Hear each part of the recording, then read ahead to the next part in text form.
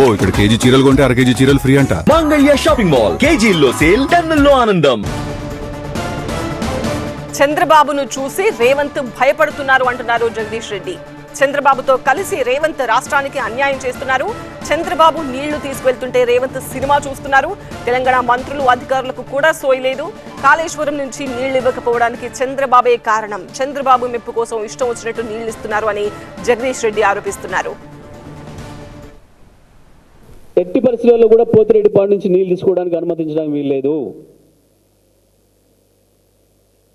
854 పైన ఉన్నాయి కదా అని చెప్పి వాళ్ళు 78 వచ్చినాయని చెప్పి ఇష్టం వచ్చినట్టు నీళ్ళు తీసుకొని పోతున్నారు గేట్లు లేపి. ఎవడు లేడు ఆడ, కేఆర్ఎం ఎవడు లేడు, ఒక మనిషి కూడా దిక్కులేడు. ఏమైనా ఆర్డర్ వస్తుందో ఎట్లా లేపుతున్నారో గేట్లు ఇష్టం వచ్చిన పద్ధతుల్లో లేపేస్తున్నారు. కానీ ఇటువైపు మంత్రులకు మాత్రం సోయలేదు. వాళ్ళ ఆత్మలను అమ్ముకున్నారు, అన్ని అమ్ముకున్నారు. తెలంగాణ ప్రజల ప్రయోజనాల్ని అమ్ముకొని రాజకీయ పబ్బం గడుపుకుంటున్నారు. ఎందుకు భయం అవుతుంది వీళ్ళకు చంద్రబాబు గురించి మాట్లాడడానికి?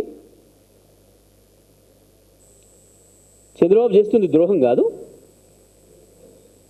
నిజమే మా రాష్ట్ర ప్రజలకు అక్కడ ఉన్నాయి, నేను నీళ్ళు తీసుకుపోతున్నాను చంద్రబాబు అంటే అనొచ్చు. కానీ జీఆర్ఎంబీ ఉత్తరం సంగతి ఏంది? దేని కొరకు?